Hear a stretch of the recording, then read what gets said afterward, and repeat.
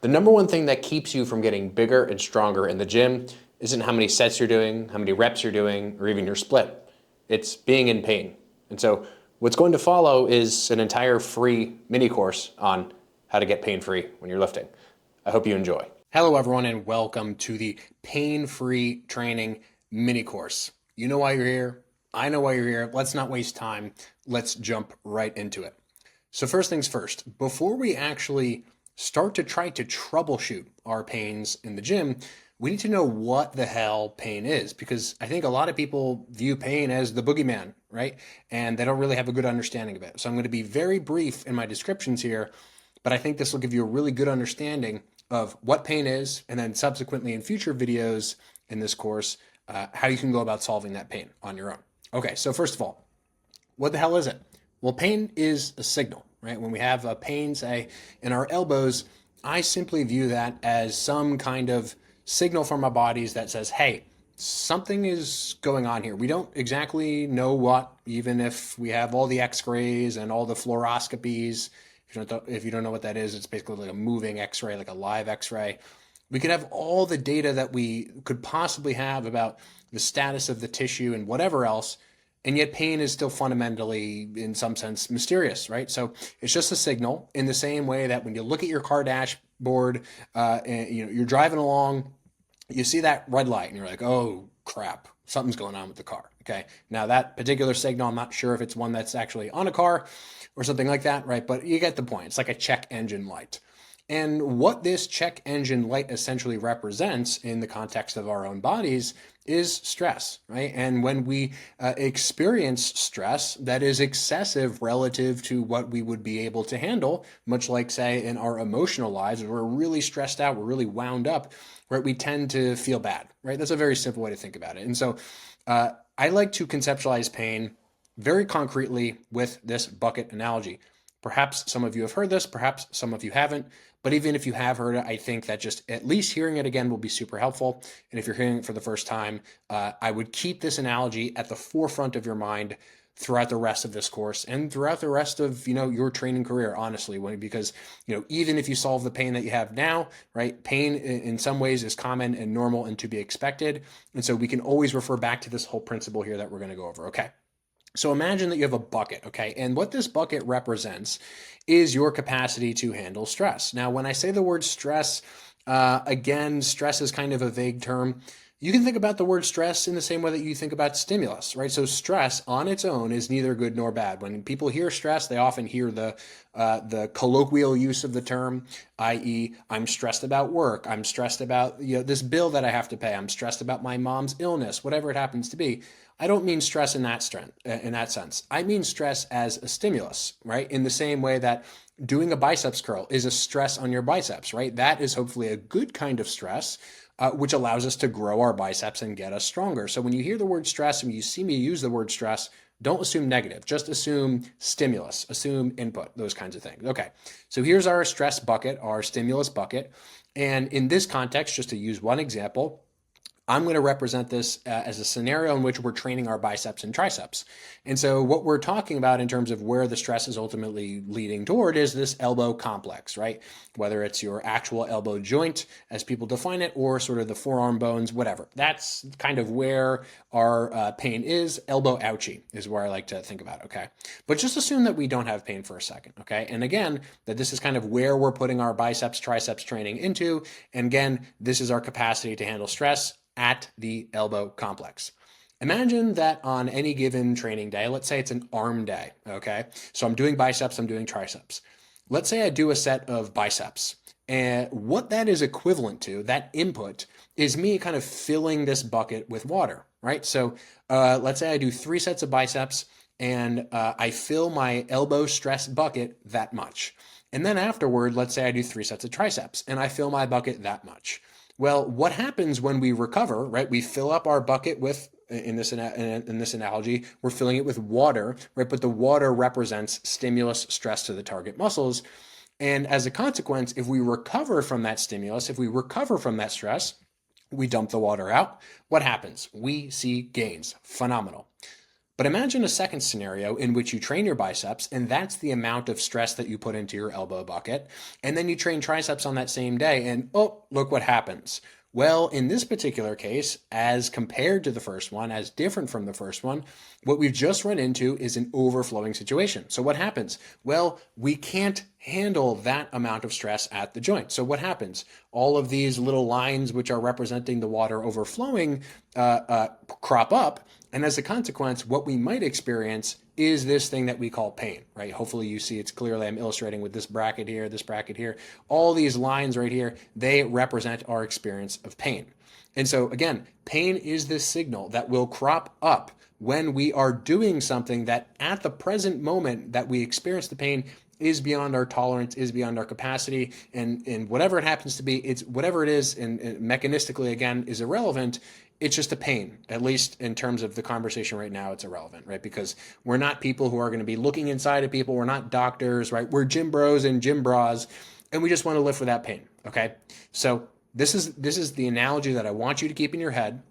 Again, with every sort of pain scenario comes a particular stress bucket. That bucket has a capacity. If we fill up that bucket and we empty it out, i.e. we recover appropriately from session to session, let's say, we see positive adaptation, right? We experience the stress, we get stronger from the stress, we get bigger from it. But if we overflow the elbow bucket in this case, that may be elbow ouchie, right? Which many people call lateral epicondylitis, medial epicondylitis, tennis elbow, golfer's elbow. Give it whatever name you want, I don't care. You are overflowing the stress bucket, okay? Now, one thing that's really important to understand about pain is that pain is not synonymous with being broken. A lot of you may currently have pain, and the solution to your pain may simply be just altering exercise variables, as we're going to get into in a couple of videos here. Some of you may have longer standing pains, which we'll also talk about in the next video actually. But regardless of which one of those situations that you are in, just understand that pain is a common, normal, in some ways healthy experience, right? If I have a broken leg, I want to know that I have a broken leg. So start to try to reframe the pain immediately as you're listening to me right now, as again, being this signal that indicates stress beyond tolerance, overflowing of the bucket, so to speak, but not as something that indicates that something fundamentally about you is broken or wrong or incorrect. A lot of people on the internet will make the assumption that if you have pain, there is something wrong with you and, oh, I need to change that, right? It could simply be the exercise selection that you are making. It could simply be the way that the resistance is oriented moment to moment that may be sort of overflowing your bucket within a specific tissue or within a specific joint. So what this little mini course is going to be about is empowering you, yes, you, modern meathead, with the brain gains, with the abilities to actually troubleshoot this whole story on your own. And before we get into specific variables, again, it's very important that you pay close attention to these first couple of videos because it's really going to set the stage for the rest of the videos. We're just going to dive into one more quick thing about pain and about understanding pain triggers that's really going to help you navigate future variables. So let's jump into it. All right, so now that we understand pain and we understand this whole bucket analogy, I want to just detail quickly out two major buckets, no pun intended, that was actually an accident, two major categories of pain that I want to make a clear differentiation between, okay? So there's category one type of pain, which I think is, generally speaking, the more common type of pain that people experience in the gym, which is also a lot easier to deal with in my experience, okay? So this first category goes like this. Here's our bucket. We're sticking with the same analogy. What happens? We experience pain, okay? Let's say I'm doing a triceps exercise and it feels like garbage. So I switch the handle that I'm using. I change stuff. And then what happens? No pain, right? So maybe before, right, these brackets are representing that sort of water filling again. In this case, let's just use the example of the triceps and the elbow joint. I experience pain in whatever exercise I'm doing. I change stuff. I change the exercise variables, or one of them that we're going to talk about in the next sequence of videos. And then no pain emerges. Great. What I've just done is I basically just altered the force of the exercise. I've altered the biomechanics. I've altered the tempo, whatever it happens to be, such that now I no longer have pain, right? That's the best case scenario. You do something, you have pain. You do something else, you don't have pain. And that's primarily what this mini course is meant to address, okay? These like more minor aches. It's just like, okay, I make these tweaks to exercise execution. We're going to go over all those principles in a second. But there's a second kind of pain that occurs, which many people refer to as more chronic types of pain. I'm going to refer to it more specifically as like highly sensitized pain. Okay, so what does that look like? Well, someone experiences pain, and instead of being able to just make a small tweak, okay, let's use the triceps example. Let's say I'm using a straight bar and I have pain, and then, where before I could just use a rope and it didn't hurt anymore, now when I go to use a rope, it still bothers me. It doesn't matter what tricep exercise I do, doesn't matter how much load I use, it sucks no matter what, okay? This is a scenario in which our buckets, our stress tolerances, our stimulus tolerances at a particular tissue, at a particular joint, whatever it happens to be, this is a situation where that bucket has shrunk, okay? It doesn't actually mean that, your brute strength as an individual has gotten worse.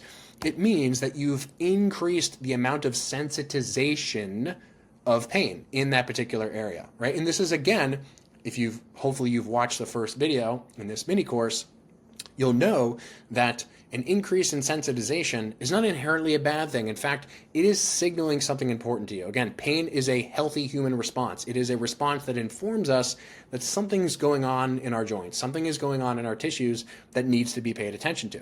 And when, again, we're in this more quote-unquote chronic, quote-unquote sensitized area of pain, this is a very different situation that needs to be dealt with. But the goal in either case is to work back to a point where this is our bucket and potentially beyond that point where we've gotten stronger, we've gotten bigger, our tolerance, our resilience has gotten better. And so now we've actually been able to go from smallest bucket on the right to then our normal bucket to then a bucket that was even beyond what we were able to tolerate before in terms of, again, our stress or our stimulus tolerance.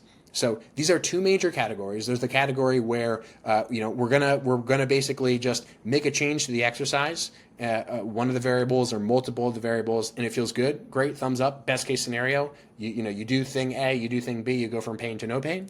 And then there's scenario B, which again tends to be longer term, where people just tend to re-aggravate what I like to call a trigger, where it's like, okay, you're basically just re-aggravating the same thing over and over, and regardless of sort of what scenario you do it in, regardless of what specific exercise changes you make, it's still highly sensitive. And these have different solutions. Of course, they're integrated. Of course, you can't really separate the two because any individual unit of anything that you do, adds up to the bigger picture. But in this case, in terms of the following series of videos that you're going to see, we're really going to be focusing in and honing in on the first category of pain in managing and changing different exercise variables. And then after that, I'm going to talk a little bit more about a broader sort of principle-based approach if you are someone who is in this more sensitized second scenario. So again, let's dive right into the exercise variables. Let's talk about the tangibles, the concrete stuff first, and then we'll zoom back out to the more principle-based concepts so that you all can get a grasp of how to handle both kinds of pain in an efficient and a rational way. Okay, so very briefly, this is the overview of the different exercise variables that you can manipulate. There are undoubtedly more variables than the ones that I'm going to go over, but these, in my estimation, are the biggest drivers. So what are they? How can we empower you with the brain gains? So first things first. We have, let me move myself because I'm in the way there. There we go. The first thing that we need to talk about, and we'll go over each of these in individual videos, resistance and its direction, okay? Resistance is what it sounds like. Resistance is a dumbbell. Resistance is a cable. Resistance is the floor pushing up on you. Resistance is not technically synonymous with weight or load, but we're not really going to get into that, right? Resistance is just force. Think about it that way. Think about it simply. And then we have joint position. When I say joints, from here on forward, when I refer to the word joint, I am referring in this case to basically the space around which two bones connect. That's a joint. A simpler way to think about it is a joint is the joining of two or more bones together. In this context, in exercise context, we're referring to joints primarily that are synovial joints that move around a bunch, like your elbows, your knees, your hips, your spine, all that good stuff. Okay, most of you probably know what a joint is, and changing joint position can have profound effects on your experience of pain or your lack of experience of pain, rather. Range of motion, this is an obvious one. Many of you are probably familiar with this term, but we're going to talk about range of motion. We're going to talk about stability. This is a concept that I like to refer to as anchoring. Many of you have probably heard me use the term anchoring before. I think it's synonymous with stability in terms of the external things that we're going to talk about, so we'll go over different examples of that. And then things like tempo, which relates closely, obviously, to execution. Tempo is just simply how fast or how slow are we performing our different reps. So the first variable that we're going to talk about is resistance. All right, so the first and kind of biggest variable, in my opinion, is resistance. In other words, force, right? What is pushing us, what is pulling us? And more specifically, resistance and its direction. So for not just this video, but for all the videos from here forward, I'm going to give examples of how we can change the variables. I'm not going to dive 100 meters deep into each variable. The purpose of this mini course is really to get you thinking and to expose you to all the different possible variables that you have available to you to actually troubleshoot your pain, okay? And in addition to that, resistance is the umbrella variable here. So I'm going to talk about, again, things like tempo and stability and change in joint position. And ultimately, all that stuff we need to look at in isolation, but just understand that all variables lead back to changing this one, okay? So I'm going to talk about this specifically in its in the context of resistance direction and changing resistance direction. But just understand that regardless of which of these following variables that we're going to talk about, they all are going to relate to changing resistance and changing force. I don't care which one of those terms you use or prefer to use. Okay, so let's say that you have pain in a pull down. You're doing a vertical pull down. You're doing the classic single arm hyper nerd lower lat pull down with a cable. And let's say that to identify the resistance, we're just going to draw a line up there, right? It's obviously, in the left image here, same kind of idea in terms of the resistance, but my hand was out of the frame, so oh well, right? Okay, so there's the resistance on the right. I want you to notice, in this particular context, the relationship between the resistance and my torso. Okay, so here's my torso right here, and here's the resistance. It's not perfectly parallel, but it's pretty damn close to parallel. And let's also assume that I'm getting pain in my shoulder, in my elbow, pain in anything in this motion. Again, to the whole stress bucket conversation, we're keeping pain generalized, and we're talking about principle-based adjustments in this mini course. We're not talking about, move this 2 centimeters this way or 2 centimeters this way. What can we do to potentially alter that pain signal, that pain experience in the moment? Well, we could change the direction of resistance, and more specifically, how the resistance is relating to our bodies. So again, keep in mind that sort of parallel thing that I just showed you. Instead, we could do something like this, right? Now, all of a sudden, and by the way, first of all, you might think to yourself, well, Ben, these look like exactly the same, okay? Well, pay attention to this. Here is the direction of resistance in this scenario. And if I draw that same line that's representing my torso, right, look how not close to parallel they are, right? So this line is now coming in at this angle, right about there.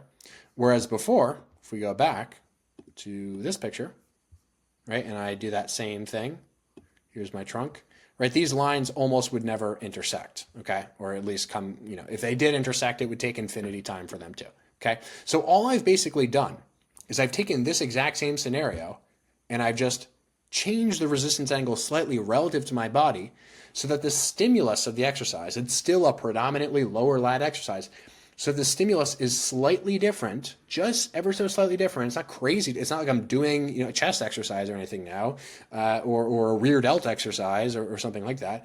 Right? I've just turned a dominant lower lat exercise into a slightly itty bitty different version of another lower lat dominant exercise. And the way that I've done that is just by changing the angle of the resistance. And guess what? I wouldn't even have to change the exercise in terms of how I'm using a bench here versus how I'm doing a pull down here. All I might actually need to do is, instead of keeping the resistance more upright relative to my body like this, imagine that, if you ask yourself, Ben, how would you make this exercise pretty much the same as the other one? Well, all I would need to do is just tip my torso backward in that direction, right? So rather than having my torso here, I could simply just lean my torso backward a little bit, right? Lean away from the cable column a little bit, hopefully being able to sort of keep my opposite arm here for stability, which we'll go over in a future video, that whole concept of stability. And all I'm doing is I'm just changing the angle very, very slightly. And many of you would be so surprised at how different just a couple of degrees of change in angle of resistance can be. Again, you're keeping the stimulus pretty much identical for our intents and purposes, for normal people's intents and purposes. And honestly, even, the highest level pros, it's like they just make these small adjustments and they can go from experiencing a 5 out of 10 annoying discomfort constantly all the time to a 0 out of 10, they're able to push into sets harder, they're able to train harder, and so on. Okay, so this is just one example, and I'm going to go a little bit faster through the other examples because all these are principally going to be the same. So here's a curl. Let's say I get elbow pain with this curl, or I have a pain on the front side of my shoulder, which many people feel comfortable diagnosing as biceps tendonitis for whatever apparent reason. So here's the direction of resistance. Well, look at the direction of resistance relative to my trunk, relative to my shoulders. It's going a little bit backward. So let's say I get pain doing this. What can I do? I can simply just alter the direction of resistance relative to, again, my body. So what I could do instead is maybe just, and I know it's not exactly the same because I'm doing it with single arm here. The point just being that I'm moving backward closer to the cable and standing more on top of it, so that's kind of directly now going down through the floor as compared to kind of backward behind me, right? Something else I could have done in this scenario was I could have just simply stepped backward like this and backward like this, so that my feet would be, I don't know, somewhere like here, so that the cables, instead of pulling my arms backward so much, they were just maybe pulling a little bit more downward. And again, so many people lose the thread. So many people are lost in the idea of this exercise needs to be this way. Oh, I need to train the stretch more. Oh, I need to train the short bit. Whatever, a collection of nonsense that is coming into your head right now. None of that shit matters if you have pain, right? Pain and discomfort is, or really lack of pain and lack of discomfort is the precondition, is what opens the door to be able to train. So fuck all the stretch-mediated, arm 10 miles behind my body, maximum hypertrophy bullshit. Get out of pain first, and then maybe work toward that direction only if you see fit, okay? Getting fired up here. Getting fired up, guys and girls. Okay, so that's just one more change we can make. I'll go over a couple more examples. I'm just choosing these kinds of exercises because they're super simple, super easy to see. Here's a dumbbell curl. Here's me doing a standing curl. What is the direction of resistance? Straight down, pretty much vertical relative to my body. What could I do to change this exercise? What could I do to change the direction of resistance? You might think to yourself, Ben, how do I change the direction of resistance with a dumbbell? With the cable examples that you just went over, all you had to do was kind of wiggle your body around. Well, guys and girls, same exact concept. All we need to do is just alter our body angle so that now all of a sudden, yes, the dumbbell is still pulling downward in the same direction because dumbbells be dumbbells regardless of what we're doing. But I've changed the position of my body relative to the dumbbell in the same way that I could simply just lean back and move away from the cable, right? Where, again, is this exercise different in terms of where the resistance is heaviest and what that means for torque and all those more complicated things? Yes, but who cares? Who gives a fuck if you are in pain, if you are in discomfort, right? And many of you, guess what? This right here might be the variation that you're not comfortable with. This right here might be the variation where you're like, in that bottom position, I just feel like dog crap. So instead, what might you want to do? Something like this. Or guess what? Something even in between these two things, right? You could stay in the exact same position and imagine if instead of angling your body so steeply this way, imagine if I just allowed my ass to drop more toward the floor. So then imagine that my torso was kind of more like this and my elbow angle was a lot less steep. Well, then all of a sudden, imagine my shoulder were here, my arm were here, and then my dumbbell ended up being this way. Now all of a sudden we're dealing with an exercise where I do a curl up in this direction. It's not quite the same as the previous example, just the standing normal dumbbell curl like this, right? But it's similar enough to where I'm not loading the bottom as I am in this case as much, and where again potentially I can just get pain free. So the takeaway, the big picture takeaway, this is probably the most important video of all of them because all things are ultimately going to trace back to resistance in some way or another, is that you cannot just change how you're grabbing the machine or how the resistance of the cable is oriented. But ultimately, you're simply just changing the relationship between you, the user, and the implement, the resistance. So change how the resistance relates to your body, and magical things can happen. And again, as long as it's a curl, as long as it's a pull down, as long as it's a row, as long as it is sort of categorically similar enough to target similar tissues, it doesn't matter. And guess what? It really doesn't matter if you're in pain and you're refusing to do X, Y, Z because you think you have to do A, B, C. So if you're someone who has pain with barbell squats and you're like, I don't want to do hack squats because hack squats are X, Y, Z, well, guess what? No amount of barbell squatting might make barbell squatting feel better unless you either change the way you're squatting in terms of any of the considerations we just talked about, or unless you opt for alternatives that, essentially are doing the same thing for you in terms of what your goals are. And by the way, might even be doing those things better than an option that's giving you pain. And by definition, they would be, right, if you don't have pain doing it.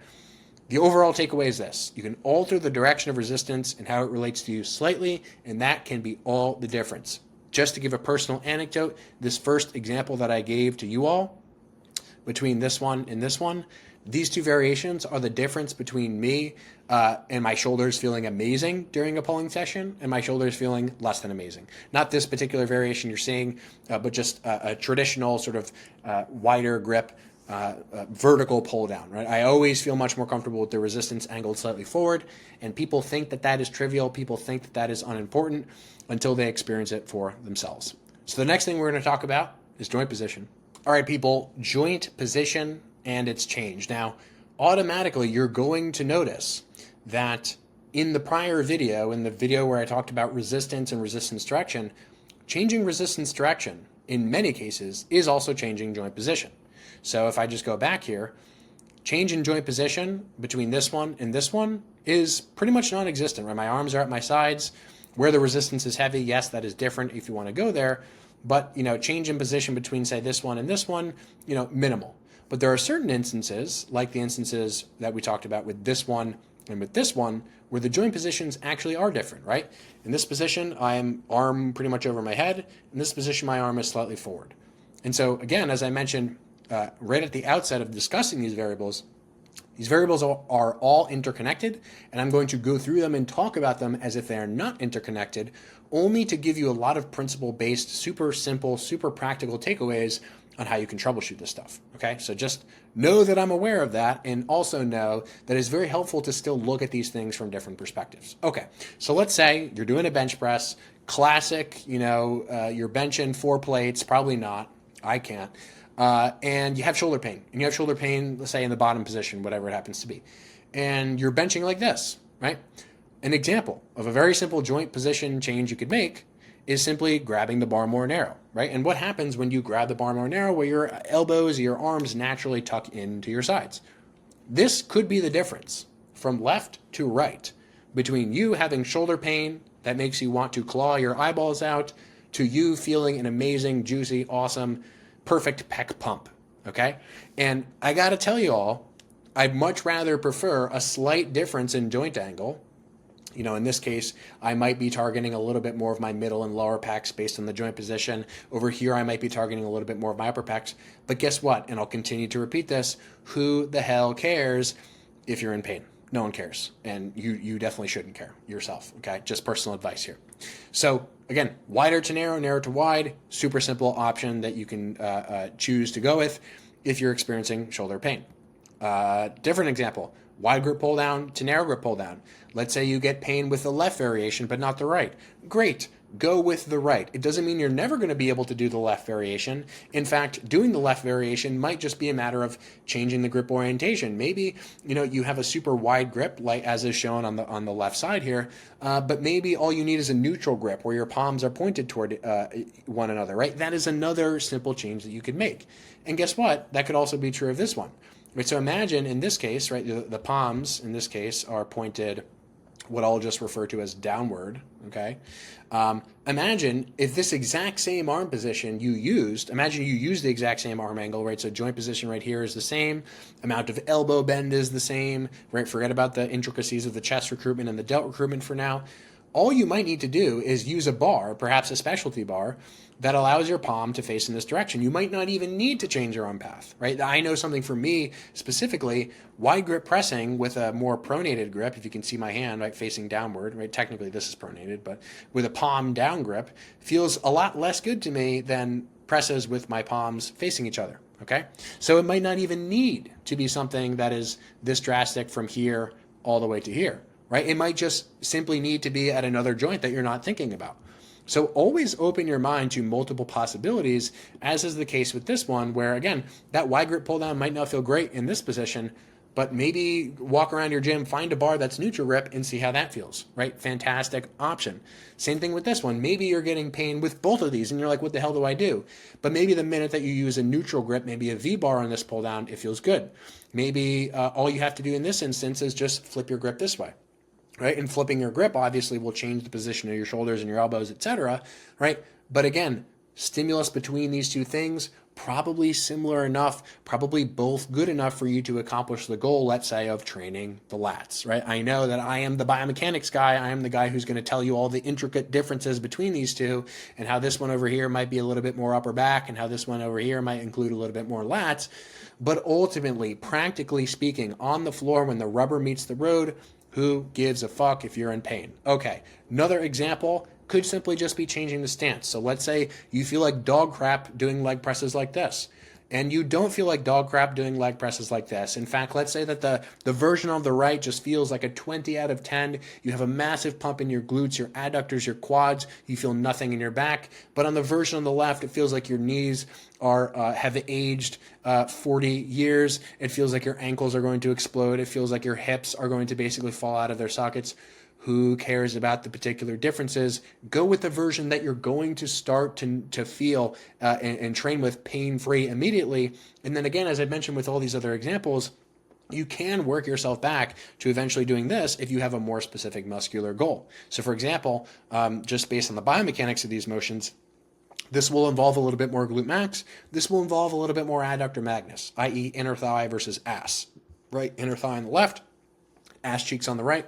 Of course, this is always going to be a hybrid motion, but if you want to work toward doing this kind of variation because you have a more specific adductor inner thigh based goal, well, that is possible, but it is only possible if you at least start from a point of pain-free motion. So we'll talk about this more in the sort of final principle-based takeaways in terms of programming and all that stuff. But starting from a pain-free position is always going to be the right answer. Starting from a painful position, probably not a good idea. All right, so just one more example briefly. Here is a situation where I'm doing an overhead extension. My arm is kind of up over here, in a typical katana overhead extension. Maybe this hurts my elbow, maybe it hurts my shoulder, maybe it bothers both. So all I maybe have to do, and you'll notice there are some other differences in stability here, which we'll go over in a later video, is maybe just lower the angle of my arm, right? So in this case, just to illustrate exactly what I'm talking about, we might have a situation where our arm is at that angle, and in this case, we might have an angle that is lower, right? So look at this angle right here compared to this angle right here. Not hugely, ginormously different, but can be the difference between something being painful and something not.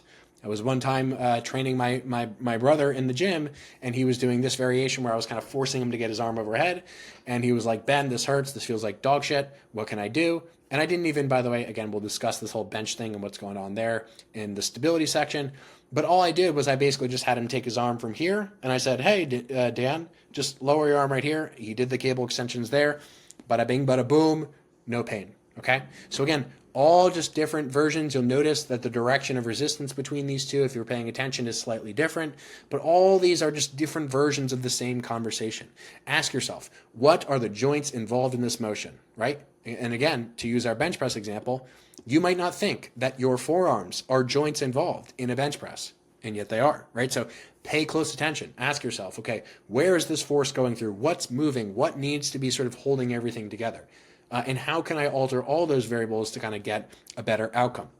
Again, a bench press, you need to be paying attention to everything from, your wrists and your forearms and your elbows to your shoulders and your shoulder girdle and how your shoulder girdle is moving, i.e. your shoulder blades, to the position of your spine, right? I didn't even discuss change in position of your spine, but maybe arching a little bit more feels better. Maybe arching a little bit less feels better, right? All those are important considerations. And when I say change joint position, I don't just mean, the joint position of the joint that you think is the target, right? So in this case, many people look at this as a shoulder and an elbow exercise, but it's a forearm exercise. In some sense, setting the position as a spine activity. Hell, the position of your feet might actually make a difference if it changes things up the chain. So open your mind, widen the box, expand the box to account for more than what you're just inclined to see intuitively. So that's it for joint position. We'll talk about range of motion next. All right, moving on to range of motion. This might sound obvious to you, okay? But you are not required unless you're a powerlifter, to use specific ranges of motion. You might think that you are required to get a full stretch, get a full squeeze. And yet I would say to yourself, or I would ask yourself rather, whether that is true or whether you have just assumed it to be true based on what you've heard. Because again, you're in pain. Who cares? I certainly don't, and neither should you. Okay, couple examples. Let's say you're doing a barbell triceps pressy thing, and you're going through the range of motion, and 95% of the range of motion feels good all the way up until you get to that angle right there in that bottom position. What could you do? Do, do, do, do, do. I'm imagining the sort of Jeopardy music playing, right? All you might have to do is decrease that angle. In other words, because I'm not showing a different image, all you might have to do is just not move the bar as low as you were before, right? Okay, I'm going down, I'm going down, I'm going down. It feels great.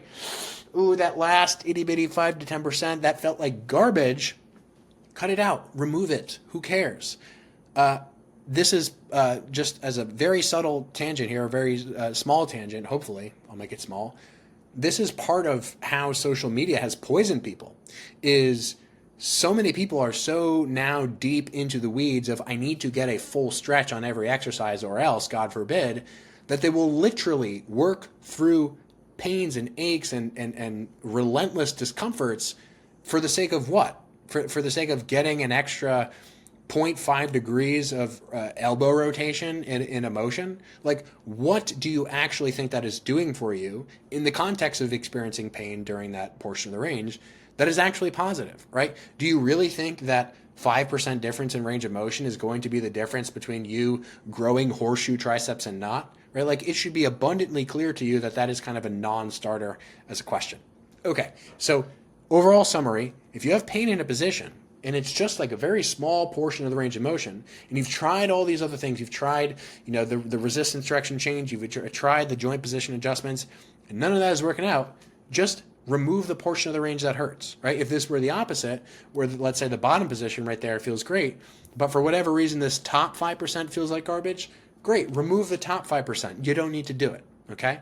And again, no hard rules here. I hope that takeaway is coming through crystal clear in my sort of angry, irritated ranting, that there are no hard rules, and you should not trust anyone on social media who says there are hard rules, at least from this sort of blanket perspective. Okay, another example. Let's imagine I'm doing dips, the modern dips, for those of you who are familiar. This is what I call them. Let's say you're getting pain only in that bottom little percent, right? I feel good, I feel good, I feel good, but then I get to this position and it just feels like my shoulder's going to rip off. What could I do? I could stop a little bit earlier. And guess what? If I stop a little bit earlier, I could probably strap more load down between my crotch or below my crotch here, right? Let's say that this position felt like garbage. Let's say like the top half felt like garbage. Well, then guess what? Just use the bottom half, right? That is an option. That is a real possibility that can contribute to just as much, if not more, progress if you wanted to go that far, because you'll be pain-free in this particular scenario, in this imaginary hypothetical, right? So overall, the range of motion bit is super simple. If you really like an exercise, but just a little bit of it feels like dog shit, well then don't use the dog shit end of the range, whether it's at the full stretch or the full short.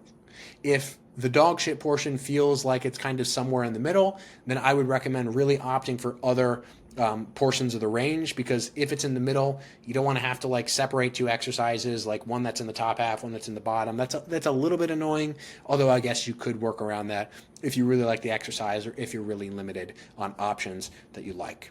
So again, range of motion, very simple, very straightforward. Use the range that's comfortable. And guess what? Over time, you never know. Someone may start out doing an exercise like this and eventually get to a point of doing an exercise like this. Not that that is necessarily good or bad, but it is a real possibility. And to give you one concrete example of when this actually happened to me, I gave this example in the joint position video that you just watched, or hopefully that you've watched, where my arm was higher up over here and lower down here. I used to get a lot of pain in instances like this with my elbow, with my shoulder. At the present moment, when I do these this way now, I get no pain. Why? Well, I started with exercises, or I moved to exercises like this, where my arm was actually lower. And over time, I was actually able to move up into higher, what we would call flexion angles, upward rotation angles over time. So it is a real possibility that if you get pain in this position, you opt for the less painful one, that over time you can actually grade your exposure more and more down into lower positions. We'll talk about grading exposure in, again, the later sort of principle-based videos, but that is it for range of motion. Keep it simple, keep it straightforward, and in the next video, we're going to talk about stability, otherwise known as anchoring. All right, stability, aka anchoring, what the heck is it? Well, in exercise, we have internal stability, which is synonymous with muscle contraction. But we also have this weird thing going on outside our bodies that I refer to as anchoring or external stabilization. And anything that is externally stabilizing us, like a bench, for example, on a bench press, allows us to not move things in exercise that we don't want to move, and allows us to target and move things that we do want to target and move. So, for example, if I'm doing a curl like this, where pretty much I'm just standing out in free space, you've already seen this example earlier, and you'll see the comparison earlier. I have no external anchor other than my feet on the floor and the contact point of my hands, again, which is where the direction of resistance enters my body from the cables. But an example of an anchored scenario of this exercise would be something like this. Why? Well, because what I've done is I have actually leaned against, if you can see it here, an external implement in the cable column itself, such that because of the direction of force, I won't get too nitty-gritty into this, I'm basically just able to fix this entire segment as I move this entire segment. So anchors, and specifically creating more stability outside of your body, allows you to gain the internal response that you're looking for in any exercise with ease. So really simple examples are like leg extension machines. Think about how stable you are in a leg extension machine. The only thing you have to do is basically just sit back and grab the handles, right? And the rest, is basically just kicking the pad up, right? That makes it so easy to target your quads in the same way that this makes it so easy to target your biceps. And weirdly, what happens a lot of times is, say people have shoulder pain with this first variation, right, of a biceps curl. Why might that be? Well, specifically because if the cable is pulling backward, again at this angle that we illustrated in the earlier videos on resistance, if you've seen it, right, it is actually also pulling the shoulder backward, right? So if the shoulder is getting pulled backward, shoulder muscles have to hold it forward. And for whatever reason, a lot of people have discomfort with these types of things. So if the arm is getting pulled backward, what would be a very simple solution to mitigate that need to actually stabilize ourselves? It would just be putting something behind the arm, as in this example here. So between these two examples, yes, the direction of resistance changed, as we talked about in the first time around when we were looking at this, but so did the stability. And so much of the time, people look at things in vacuums, which is to say that people look at individual exercises and they look at this and they say, well, what about stability? Don't you need to be training stability? First of all, if you have pain, who cares? We've been over that. But second of all, right, people seem to imagine that no one is doing exercises in the rest of their program that would be training shoulder muscles, right? Which, by the way, if you're watching this video, I'm pretty sure you're probably doing presses, incline presses, decline presses, flies, front raises, overhead presses, whatever it happens to be. You're already doing stuff for the other muscles that you're, ostensibly making stabilizers in this case. So why do you need to double down and do those things again? And a lot of times, and I keep saying this, but just to get you all ramped up and excited about it, we'll talk about this in the principle-based section, where so many people have so many exercises that are overlapping that their buckets, regardless of how they change the exercises, are just overflowing constantly for those joints or for those tissues that are overstressed. Okay, so overall, stability can really help with targeting the actual muscle that you're trying to target, but also removing stress from areas that might be overstressed.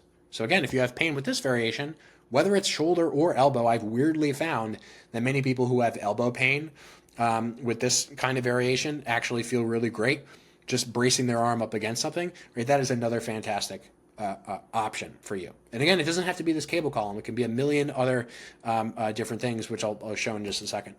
So we've been over this comparison here. And earlier we talked about the joint position change, the direction of resistance change. But obviously, in this case, right over here, right, I have my upper arm anchored down, and I literally have my opposite arm on top of my upper arm so that I can just do the triceps extension. So fundamentally, the principle of stability, the principle of anchoring comes down to you figuring out, okay, what do I really want to not move in this exercise? If I'm doing an overhead triceps extension, do I want my upper arm to be flinging all over the place? No, because I'm trying to do a triceps thing. And so, although I'm not going to go over a ton of examples, every example that you could possibly imagine, you should recognize that fundamentally all you have to do is ask yourself these questions. What do I want to not move? And how can I place that thing that I don't want to move up against something so that it doesn't move?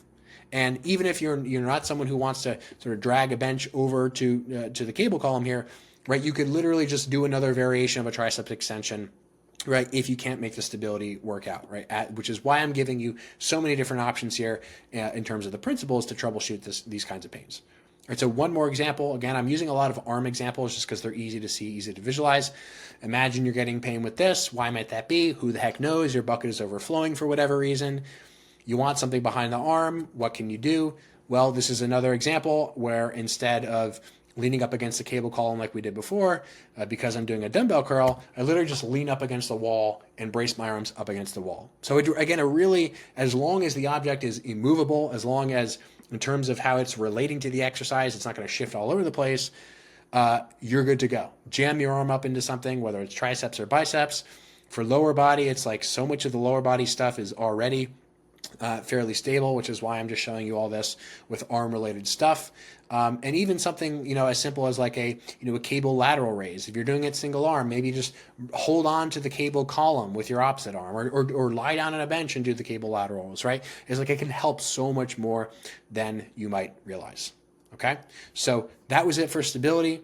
The last thing we're going to talk about is tempo. All right, folks, the last variable we're going to talk about in terms of the specifics of principle-based exercise setup and execution manipulation is tempo. And tempo, put simply, is how fast or how slow are you moving, okay? Many of you are probably familiar with that.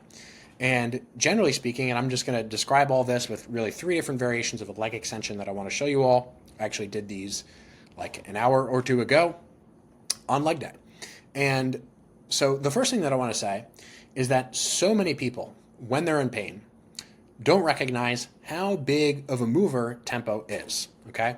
Without getting into, the nitty-gritty of how tempo influences impulse and how impulse relates to velocity and inertia and all that crap and ultimately force, what I want you all to think about is, do you generally get pain on things that you're doing really slowly and controlled?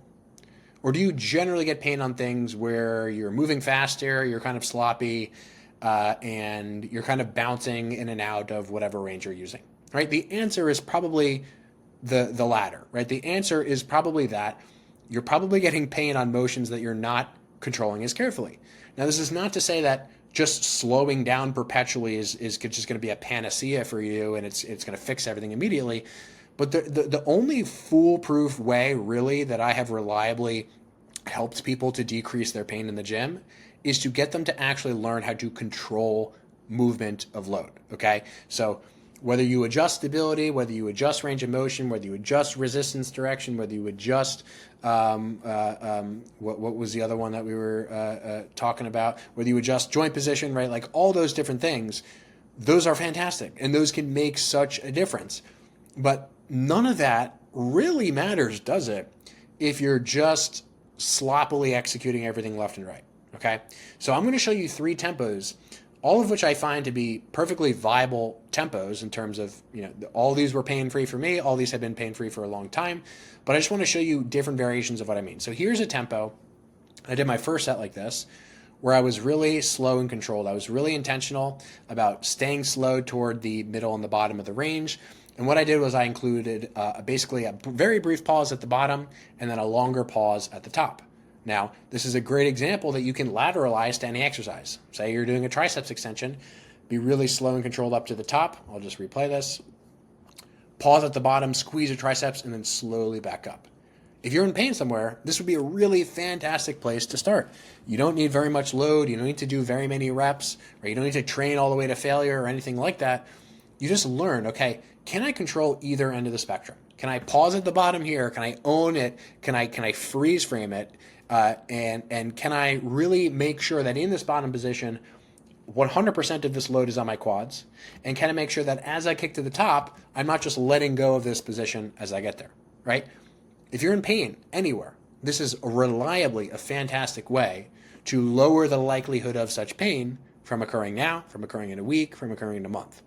And oftentimes what happens is people will start and introduce exercises this way, and then they'll get ahead of themselves and they'll start to prioritize load over maintaining this kind of perfection and technique. Now, I don't mean to say that this is perfect technique or anything. I just mean that the attention to detail is one of kind of like a perfection-based mindset. Of course, this can go wrong and people can use loads that are like 1,000 pounds too light for them. But again, that is a better place to be than to be in a place of pain, in my estimation. Not that it has to be that sort of dichotomy, but I think you all get what I'm saying. So starting point number one for tempo is if you're in pain generally, slow the fuck down, okay?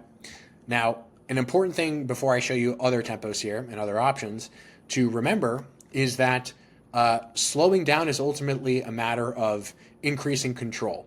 And what do we mean by control? What we mean by control, or what I mean by control, which I don't really hear many people talking about control, is I'm always acting in opposition to the resistance. So in this context, the resistance coming from the pad, it's pushing me upward. I am thinking about this point of contact here, and I am pushing upward against that point. Okay?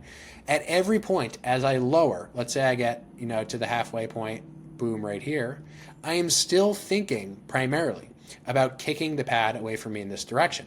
I'm no longer thinking completely up. I'm thinking kind of pushing the pad forward. But even though I'm moving in this direction downward, my brain, I am still orienting myself such that I'm still thinking about kicking the pad away from me. So it's this really intricate balance between lowering something and remembering to continue to push it away from you. So by the time you get to this bottom position in a leg extension, right, you're kicking forward because the pad is pushing you in that direction. So at every point, I'm matching the pad, and it doesn't matter what the implement is, right? Again, triceps extension. If the triceps extension is and the cable is pulling me upward, I'm always thinking about down. The cable is never pulling me sideways. It's never pulling me down. It's never pulling me right? Whatever direction that it happens to be, make sure you're always thinking in opposite to the direction of resistance, regardless of what direction you're moving, right? That is control, and that is what actual control, in my estimation, looks like. Okay, so let me go to another option here, which is another tempo. So this is an example of a little bit more of a loose tempo, and this is also an example of where I was changing range of motion. So imagine you get pain only in that top position, right? Again, to the principle of changing the range of motion that you're using. If I get pain in the top position, right, leg extensions can still be quite a viable thing for me if I just use this bottom half, right? This isn't as controlled as the first video that I just showed you, but it's still relatively controlled enough to where I'm keeping my intent to move the pad oppositely to where it's moving me, and I'm using a range of motion, in theory, again, just hypothetically, that would be pain-free for me if my pain was really only in the top, for example. And guess what? If the pain were only in the bottom, would it be viable for you, instead of just using the bottom half of the range, that you just use maybe this top portion over here? Absolutely. And it may be something that actually will move you in the direction of being pain-free, as opposed to just avoiding this exercise altogether.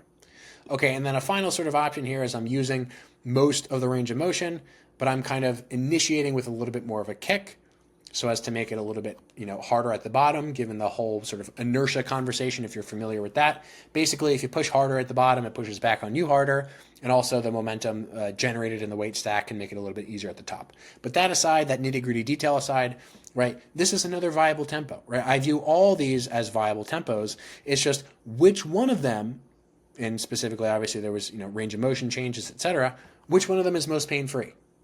Are any of these correct? Well, if two of them hurt and one of them don't, I'm going to do the one that doesn't hurt, right? If all three of them hurt, well, maybe that would be time to consider a different exercise altogether. Maybe come back to the leg extension, find a way to make the leg extension pain-free when I've sort of moved away from a super sensitive phase of pain.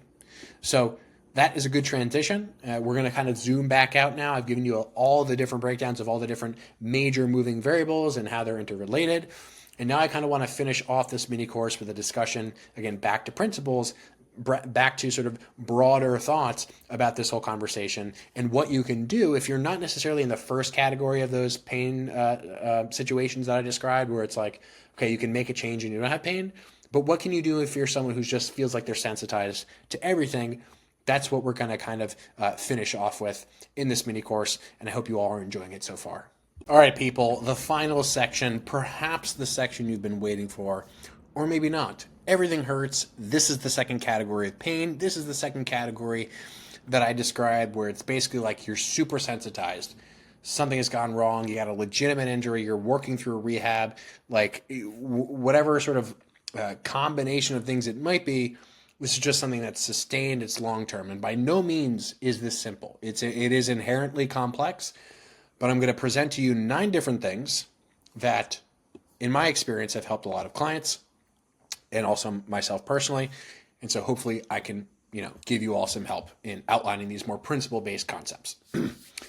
So the first things first, you can go through all the different variables we talked about: tempo, range of motion, stability, resistance direction, range of motion, right? All those different things. And yet the thing that you're doing, whatever it happens to be, we'll stick with the elbow because the elbow is kind of, just been the common example that I've been using here. If your elbow hurts on every triceps extension that you do, if your elbow hurts outside of the gym, it's just aching, right? You need to remove the trigger. What is a trigger? A trigger in this context is anything that sparks up some kind of pain signal, right? And I'm going to stay away from moving too deeply into the sort of psychological aspect of things, because that's sort of when things get messy and sort of out of my wheelhouse. So for now, what I'll say is that there are certain aspects of pain that are also in terms of the sensitization thing. So your body learns to experience these things almost in the same way that it learns any other habit, right? It's like, okay, I've had pain in the past and therefore I will in the future. And so psychological things can certainly contribute to pain, but again, I'm going to stay within my window here and just say, if you are constantly stubbing your toe walking around and you are doing exercises to make your feet feel better, but you're just continually stubbing your toe, and in the case of the elbow example, maybe you're just continually trying to do triceps exercises all the while just hurting your elbow constantly or putting your elbow into pain, things are not going to improve, or at least it's highly unlikely that things will improve if you are constantly just triggering this pain. So although all the variables that we've just discussed can help you tremendously, you must understand that there are certain instances, certain cases where you just need to remove the stress completely. You just need to take some time off. If this is your elbow, for example, this might also mean removing your pressing and pulling motions. I know it might suck, but trust me, it's going to suck a lot more if 6 months from now you're in the same spot or in a worse spot compared to where you are now, because you just didn't have the ability to take a break from what you were doing. And it's more than likely that most of you are only experiencing this kind of thing at one or maybe a couple of joints. And if that is the case for you, then there are a lot of other, physical qualities that you can pursue. Like if your elbow is the problem and you need to take a week or 2 weeks or 3 weeks off from pressing, pulling, raising, doing curls, doing extensions, well, great. You can put more time into, I don't know, core training, ab training. You can put more time into doing cardio, which you probably should do. You can spend more time in the sauna. You can spend more time in the outdoors. Who could imagine that? Right? There's so many other vectors that you can pursue that, for me, in my own experience, a lot of it has just come down to finding places to sort of reallocate my time. And then it becomes a lot less scary, right? And especially when you're recovered, or at least you're working toward a point of recovery, then things, start to feel awesome. You're like, holy crap, I forgot what, feeling pain-free was like. Okay, so you've removed the trigger. You've been sensitive for a long time. Everything hurts. What happens then? Well, you need to grade exposure slowly. And what that is meant to mean in more concrete terms is don't be an asshole, right? Don't jump into things just as you were doing them before, right? By definition, I can't believe that people, the amount of times I see this, people will literally just jump right into the thing that they were doing before, the very thing that got them to where they've arrived at in the first place, right? So what an example of this might look like, again, now let's pick a different joint. Let's say it's my knee hurts, okay? Everything with my quads hurts, right? maybe I just take 2 weeks off, maybe even more, right? Maybe we'll talk about daily activities in just a little bit here later on in this list. But, let's imagine I was doing 10 sets of quads per week. Grading exposure, reintroducing sets of quads might look like one set on the first week. It might be 2 sets on the second week. It might still be 1 set on the second week, but maybe just slightly harder. If you were doing 10 sets all to failure before, maybe you do 2 sets, neither of them to failure now, right? With slower tempos, with lighter loads, higher reps potentially, right? All those things. So grading exposure slowly, working back into things slowly, means what you think it means. It means slowly. And again, the amount of times I see people just jumping back into the deep end is astonishing. I can almost guarantee you will just end up exactly right back where you were.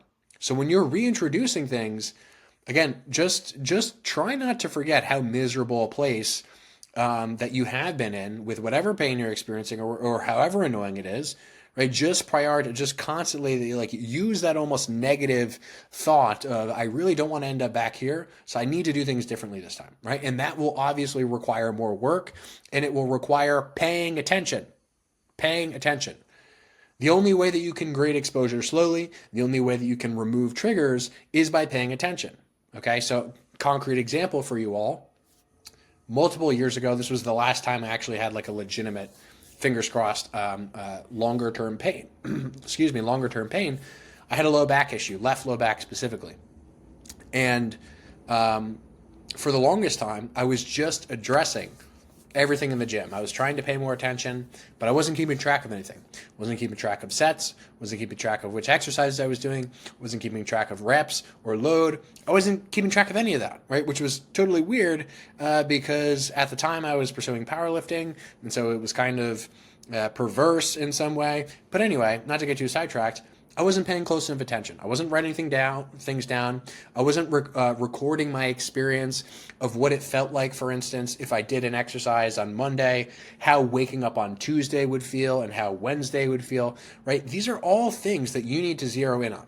So say, we'll just stick with that example. I did, a set of RDLs on Monday and I wake up Tuesday and my back is aggravated.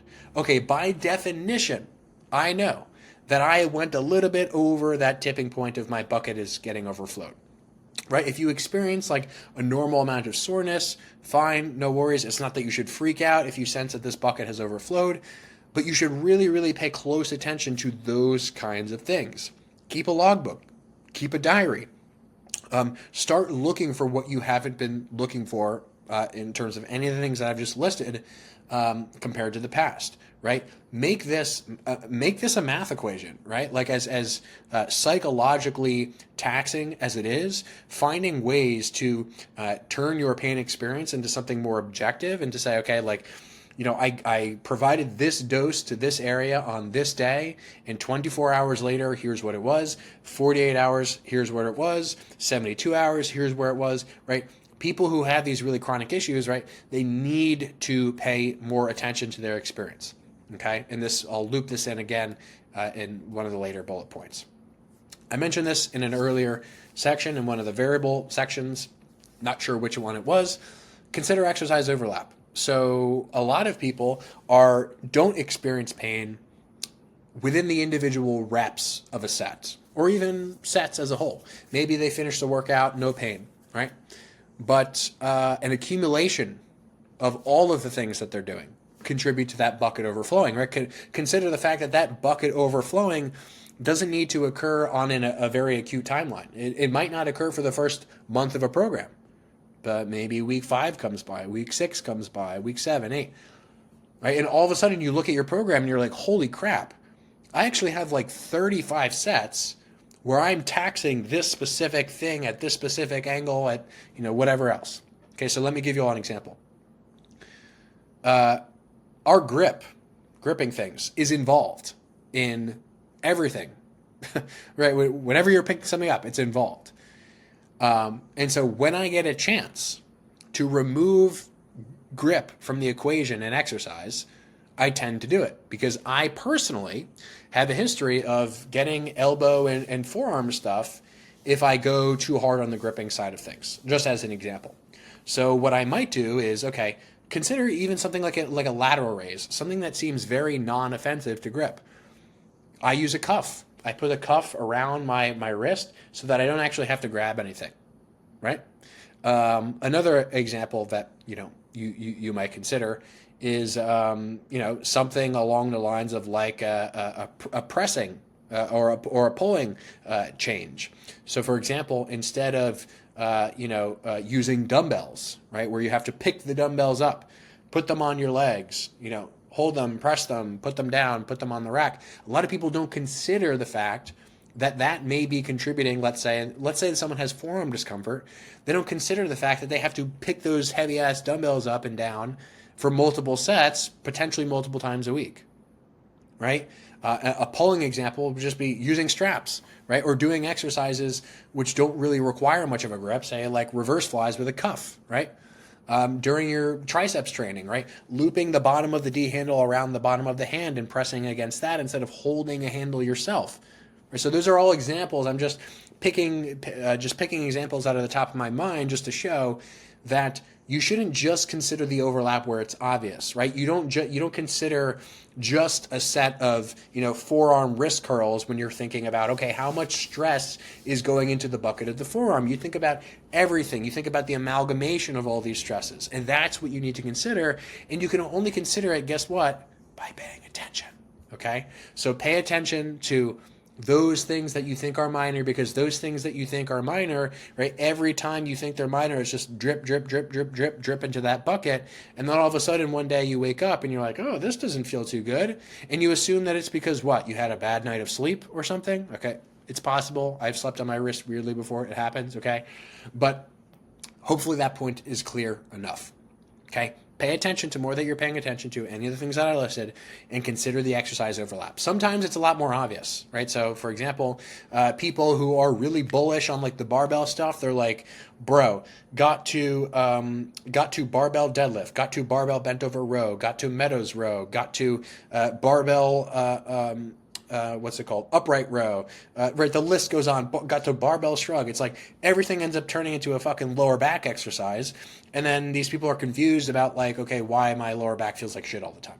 Okay. So some of them are more obvious. Some of them are less obvious, but regardless of where it happens to be, just consider every possible exercise you're doing and how that stress actually relates to what you're thinking it relates to. Again, a non-obvious example being you having to pick up dumbbells off of a rack, to actually do presses with them or rows with them or whatever it happens to be. Where you might just be able to go over to a machine, a chest press machine, where you don't have to grip anything. Right? You can just basically put the handle up against your palm and just press up against it. Okay, so again, just to get the gears turning for you all, I'm just giving many different examples kind of off the cuff here. Okay. Now, I'm going to make an analogy for this one in that no perfect, in quotations, exercises will remove overdoing it. So, for example, when I say, okay, if you have elbow problems, it's probably wise to, let's say, use a cable, line up the cable with the direction the elbow is moving, maybe not worry too much about gripping it, put the cable, if you're doing the triceps extension, on the bottom of your palm. No specific exercise that is perfect in terms of how it makes you feel in the moment and how it feels relative to the thing that you were just doing.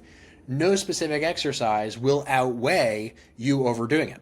Okay? Good, helpful analogy here. Imagine that you're eating only what you imagine to be healthy foods. Okay? You're eating your fruits, you're eating your veggies, you're eating your lean meats, you're getting your protein in, right? You're all, your daily activity, your steps are amazing. You're just so active and you're just a picture of health, right? But if you eat too many calories, guess what? You're going to be overweight. Right? It doesn't matter, if you burn 3,000 a day and you're eating 4,000, I don't care what you're eating, you're gaining weight.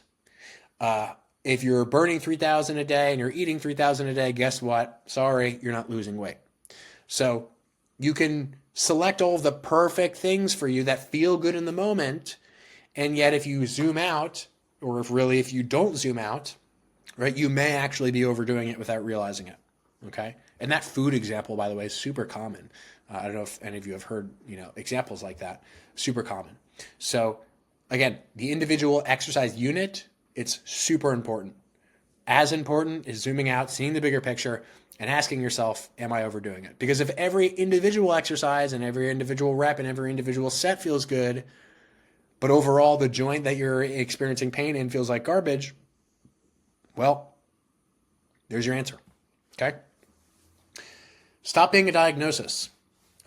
This will relate to the conversation around something. I'll just use an example of like posture. Okay? So a lot of people experience pain in the gym. A lot of people assume that their pain in the gym is because of XYZ posture. I have rounded shoulders, that's why my shoulder hurts, right? Or I have anterior pelvic tilt, that's why my pelvis hurts. Or my low back hurts, or something like that, right? And so what people do is they experience a pain, they peruse the internet for content, and then they listen to someone who says, hey, do you have pain in this spot? They point, or they do that glowing, red thing around the area. Do you have pain here? If you do, it's because of this. It's probably because you have anterior pelvic tilt, and the anterior pelvic tilt is causing a compressive load here and a shear load here, and this is why you have pain, and these are the exercises that you need to do, right? In that moment, when you absorb that information, we'll stick with anterior pelvic tilt, you say, I have anterior pelvic tilt. You become a diagnosis, which, by the way, anterior pelvic tilt is not a fucking medical diagnosis. It's not even a legitimate diagnosis. And if it were to be a legitimate diagnosis and we were to accept its measurement limitations as okay, 90% of people have anterior pelvic tilt from a visual perspective. Okay, just as a sort of sidebar there. That is one example of 1,000 that people poison themselves with because they're overdoing it in the gym, they're not picking the right exercises for them, and then they go over here and they find this person online who diagnoses them in quotations, and then you, the payee, become the diagnosis, and you say, okay, oh, this is me, this must be my thing. Don't fall for that trap. I have fallen for that trap. It's why I get riled up about it, and many people I know have fallen for that trap. Okay? The answers that you're looking for are in the things that you know that you should be looking for, okay? The answers are in proper load management. Are you doing too much? Are you doing too little? Removing triggers, point number one here. Grading exposure slowly. Are you doing exercises that are comfortable for you? Or are you doing exercises that someone told you needed to? Are you sitting for 12 hours a day, which we'll talk about in a second? Are you getting 100 steps a day, okay? All these things, there's so much bigger movers. Do not fall for the trap of becoming a diagnosis, because the minute that you accept something like that, you put a label on yourself, you say, this is my problem, this is how I need to fix it, automatically your mind becomes the size of a little raisin, and you cannot expand your mind outside of the, we'll say, diameter of that raisin. Okay, analogy got a little bit weird there, but hopefully you all get my point. Do not fall for these internet gurus who are trying to sell you on their model as being able to solve your problem. If you didn't notice, this entire course is free and principle based, right? So all of you now have the tools to navigate this on your own. That doesn't mean that if you apply all this stuff perfectly, your pain is going to be resolved, right? This is not medical information. I'm not a doctor, and seeing someone in person can't possibly replace watching something online. Okay. Anyway, sorry to get a little sidetracked there. Remove the mindset of need. This is very similar to this is sort of a branch off of the one I just mentioned. Stop being a diagnosis.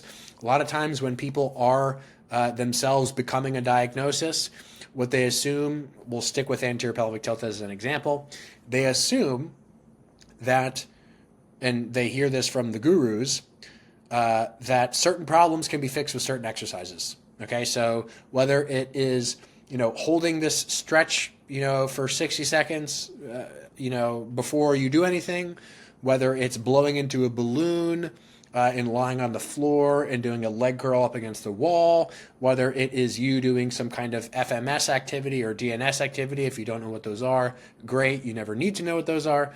Regardless of what it is, remove the mindset of need. And this especially applies in the context of exercise selection. Remove the mindset that you need to do a squat. Remove the mindset that you need to do bench press, that you need to do dumbbell lateral raise, right? There are so many options and so many ways to skin the cat that, again, you forcing your mind and your options to become the size of a raisin is only hurting you. Keep your mind open, keep the options open. There is no such thing as need. Last two. Standardize, but don't get stuck. So what does that mean?